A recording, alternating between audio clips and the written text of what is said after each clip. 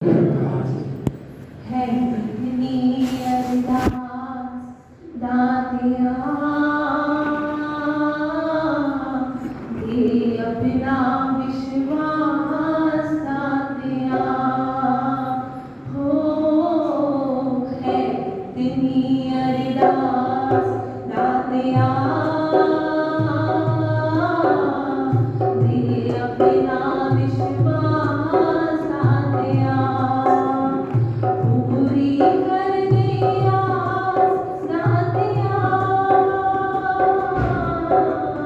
दे अपना विश्वास दातिया हो। है तेरी अरदास दातिया दे अपना विश्वास दातिया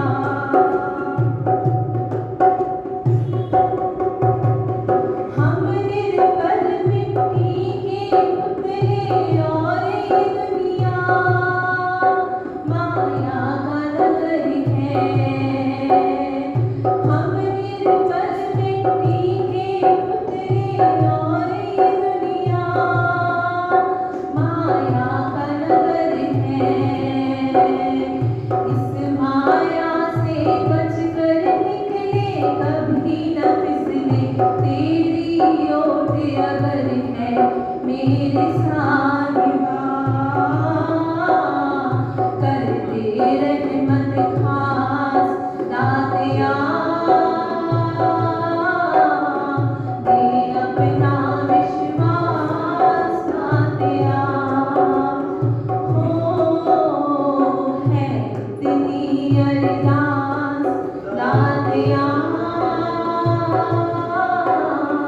दे अपना विश्वास दातिया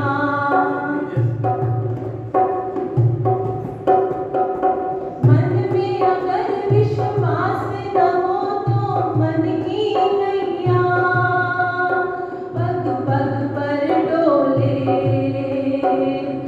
मन में अगर विश्वास न हो तो मन की नैया पग पग पर डोले। लगा होकर विश्वास का चप्पू पार ये बोले बोले मेरे साहिबा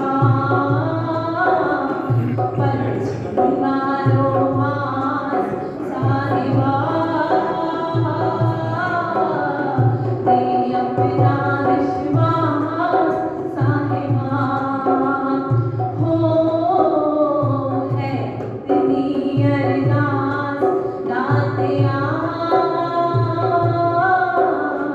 दे अपना विश्वास दातिया दे अपना विश्वास दातिया।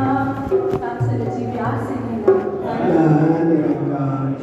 बहुत ही सुंदर भाव मेहंदी से श्रवण कर रहे थे।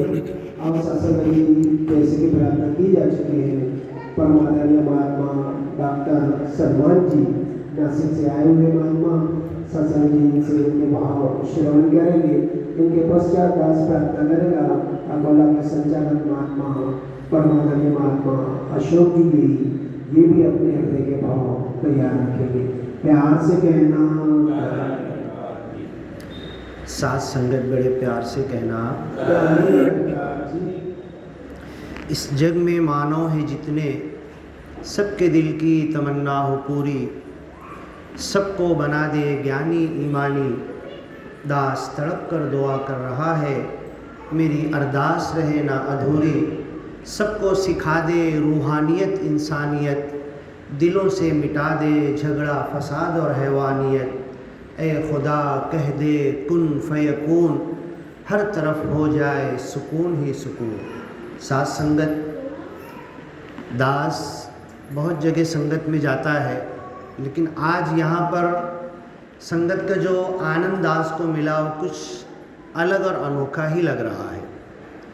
जो ब्रह्म ज्ञान हमने लिया है और जिस ब्रह्म ज्ञान लेने के बाद हमारी ज़िंदगी में बहुत सारी चेंजिंग और परिवर्तन हो गया है। 3 कार्य हमें सिखाया गया है। सत्संग, सेवा, सिमरन, ये 3 कार्य कितना करना है, कैसे करना है, कब तक करना है, किस हद तक करना है, ये बाबा जी माता जी हाथ पकड़ के तो कराएंगे नहीं। हमें इस सत्संग, सेवा, सिमरन पे खुद चलना है। अब ये 3 कार्य के अंदर कितना इंडल्ज हो हम और कितना इसमें इंगेज होकर इस काम को करें, कितना मन की अवस्था के साथ करें, कितना लग कर करें और कितनी आनंद की अवस्था तक पहुंचने की कोशिश करें, ये हमारे दिल के ऊपर है। इसके लिए हमें 3 चीज़ पर ध्यान देना पड़ेगा। इस दुनिया में जब हम जी रहे हैं तो हमारे 3 बड़े रिलेशन हैं। एक रिलेशन तो हम भूले हुए थे जो ज्ञान के बाद मिला, प्रभु निराकार का। और ये प्रभु निराकार का रिलेशन ये 2 चीज़ों से जुटा हुआ है। एक ये जितने प्राणी फैले हुए हैं, जितनी मखलूक, इंसान हो, जानवर हो, ये जितने भी मखलूक और प्राणी हो, एक वो माध्यम है। और दूसरे जो भी चीज़ें हमें नज़र आती है, आकार, चित्र, जिंदा या मुर्दा, पहाड़ हमको मुर्दा नज़र आता, हालांकि ज्ञान कहता है कि वो भी मुर्दा नहीं है। तो जितनी चीज़ें हैं, जितने प्राणी हैं, उनसे हमारा रिलेशन कैसा हो। इस प्रभु निराकार को हम जानते पहचानते नहीं थे। गुरु की हमारे ऊपर कृपा हुई, हमने इसे जान लिया। अब इस प्रभु निराकार, ये तो निराकार है, लेकिन इस तक पहुँचने के लिए यही इंसानों और मखलूक का रास्ता इख्तियार करना पड़ता है। Service to man is service to God. इंसानों की सेवा करेंगे तो खुदा हमें मिलेगा। अब ये दीवार खड़ी हुई है, ये दीवार कुछ काम कर रही है, हमें कुछ प्रोटेक्शन दे रही है, इसका एक काम है, बिला वजह इसको हम तोड़ेंगे नहीं। एक झाड़ खड़ा हुआ है, बिला वजह उसकी पत्ती तोड़कर फेंकेंगे नहीं। अब ये जो रिलेशन की बात दास ने की कि हर इंसान से रिलेशन, अब रिलेशन में माँ बाप, करीब के रिश्तेदार, नातेवाईक, शेजारी, पड़ोसी, रिक्शे में कुरान में कहा गया वस्साहिब बिल जंब, के तुम्हारे बाजू का साथी 1 मिनट के लिए, आधे घंटे के लिए, 24 घंटे के लिए, रेलवे में, रिक्शा में चंद मिनट के लिए, बस में कुछ घंटे के लिए तुम्हारे बाजू का एक साथी तुम्हें मिला है।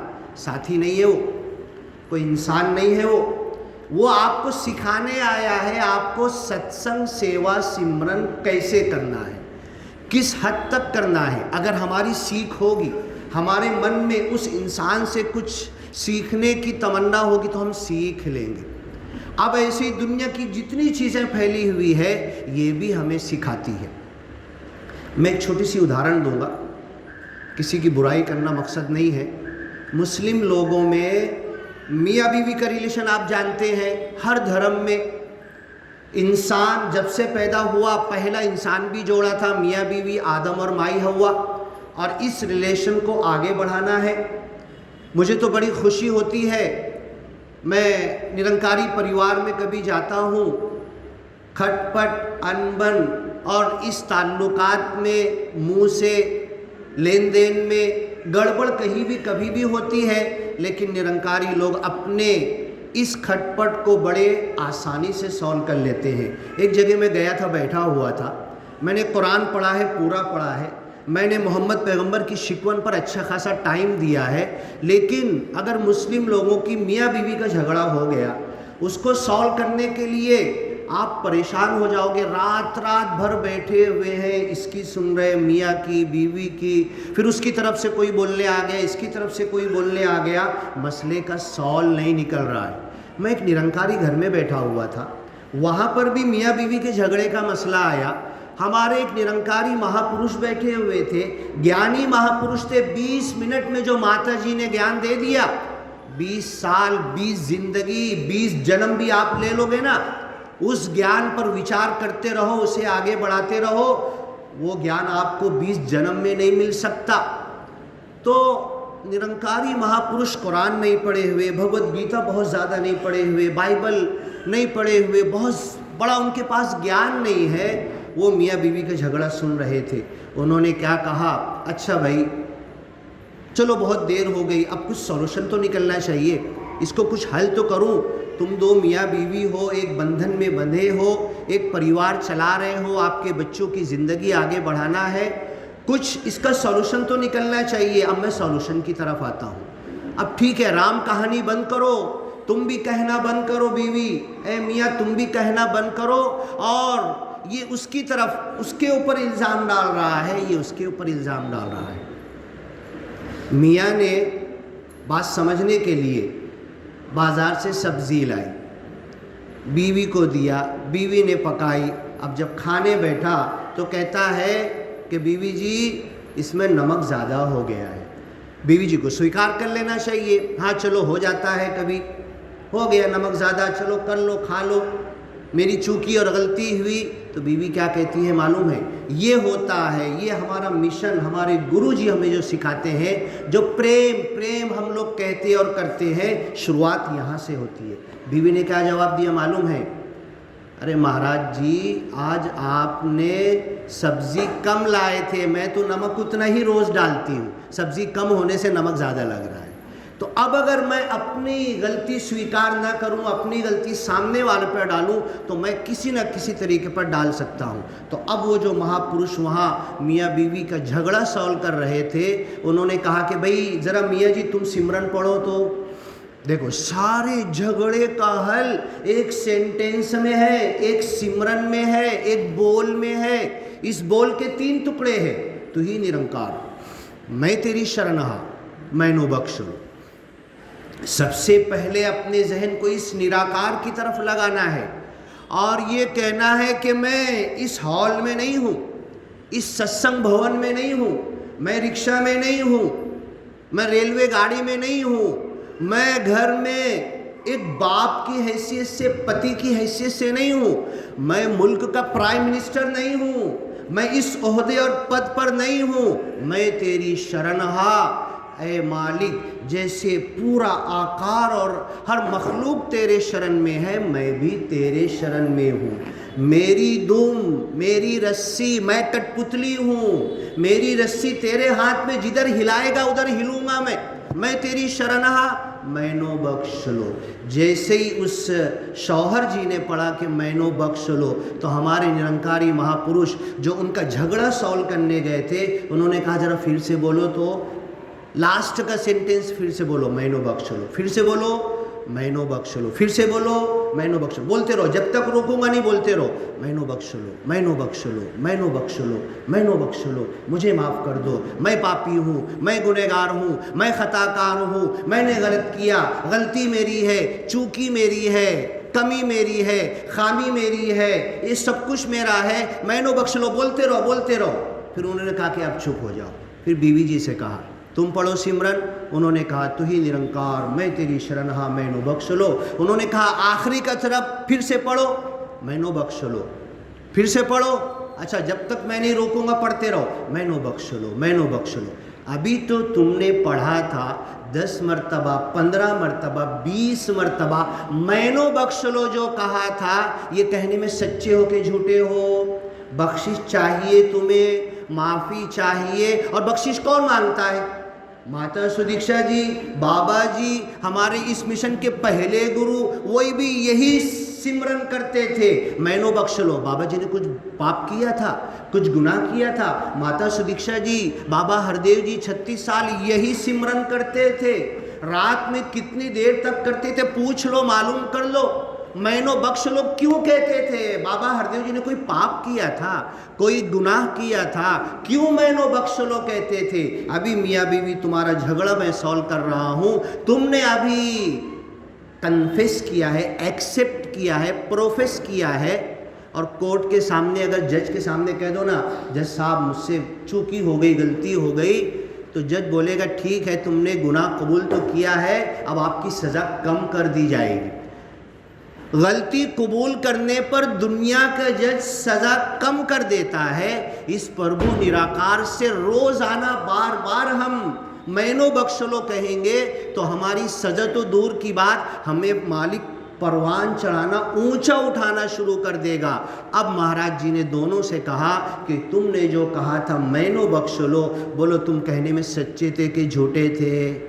मैनो बख्श लो कहने में तुम सच्चे हो? हाँ मैं सच्चा हूँ।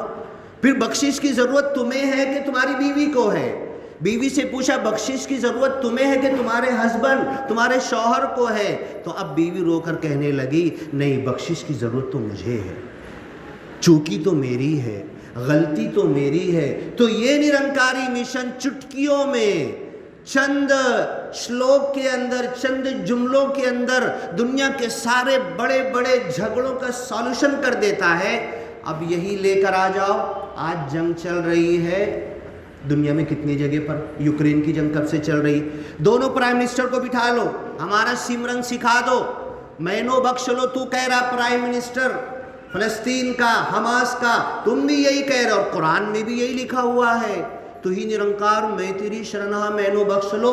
बाइबल में भी है, कुरान में भी है, ला इलाहा इल्ला अंता सुब्हानका इन्नी कुन्तु मिनज़ ज़ालिमीन। बल्कि जो मैनो बख्श लो हम कहते हैं ना, ये और ज़्यादा इंटेंसिटी के साथ बहुत स्ट्रॉन्ग अंदाज में कुरान में कहा गया है कि मैं जालिम हूँ, मैं पापी हूँ, मैं गुनहगार हूँ, मुझे बख्शिश की ज़रूरत है। अब मालिक तुझे माफ़ करना कि नहीं करना ये तेरे ऊपर है, मुझे क्या मुंह है माफ़ी मांगने का।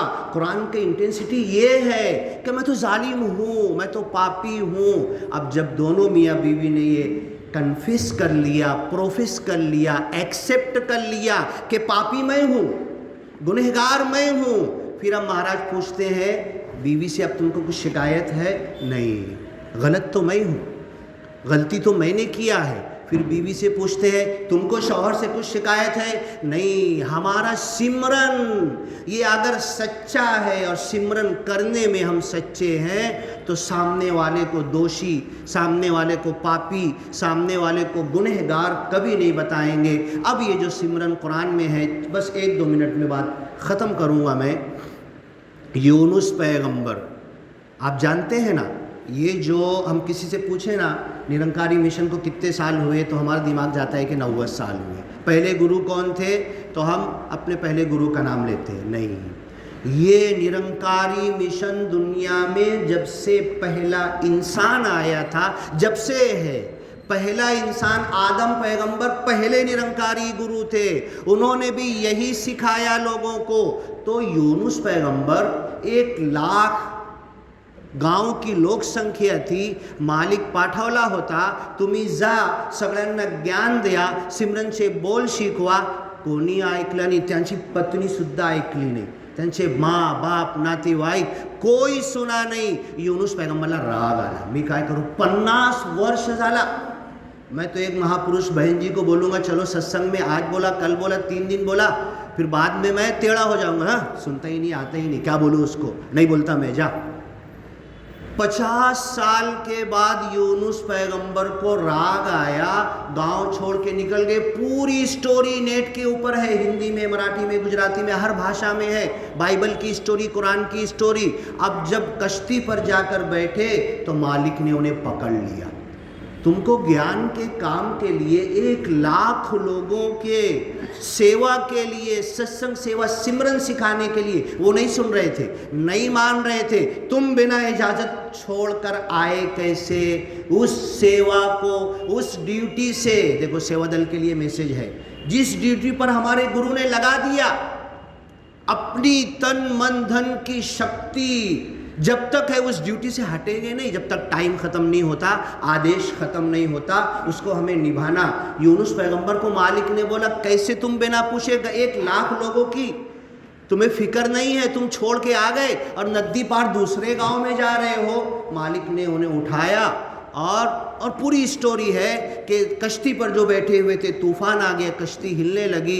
एक बूढ़ा बैठा हुआ था, उसने कहा कि अपने बीच में कोई पापी आदमी दिखता है, कोई गुनाहगार। दुनिया का एक आदमी चोर है, एक डकैत है, झूठ बोलता है, कुछ भी करता है। मैं तो बोलता हूँ सबसे बड़ा पाप ये है कि मैं ज्ञानी हूँ और ज्ञानी होने के बाद इस ज्ञान को दुनिया तक मैं पहुँचाने नहीं चाहता, तो सबसे बड़ा पापी मैं हूँ उस चोर से, क्योंकि मैंने सबसे बड़ी चीज़ चोरी करके अपने पास रख ली।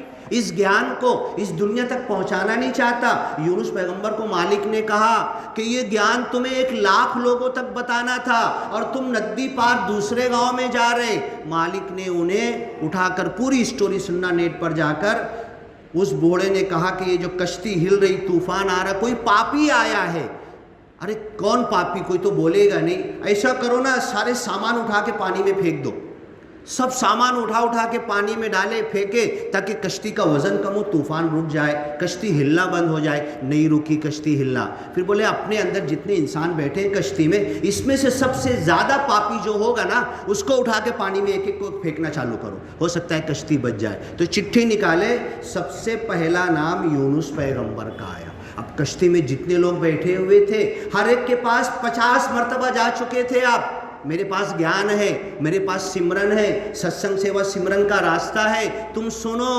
तो अब वो बूढ़ा बोलता है, कश्ती वाले बोलते हैं तू झूठा था, तेरे पास ज्ञान नहीं था, जभी तो तेरा सबसे बड़ा पापी में नाम आया। सच्चा संत ये होता है। यूनुस पैगंबर बोलते हैं अगर मैं पापी हूँ और मेरे पाप की वजह से ये कश्ती हिल रही है, और अगर मुझे पानी में फेंकने से तुम कश्ती में बच जाओगे, तो सच्चा संत ये होता है तुम मुझे उठाकर मत फेंको। ये देखो मैं छलांग लगाता हूँ, मैं पानी में जाता हूँ, आप बच जाओ, आपको मुक्ति मिल जाए, बच जाओ। देखो पानी के अंदर मैं छलांग लगाता हूँ, पानी में छलांग लगाए, मछली आई अपने पेट में ले ली। पूरी स्टोरी है, किसी और वक्त सुनेंगे। उन्होंने मछली के पेट में 40 दिन तक यही सिमरन किया, तू ही निरंकार, मैं तेरी शरण हा, मैनो बख्श लो।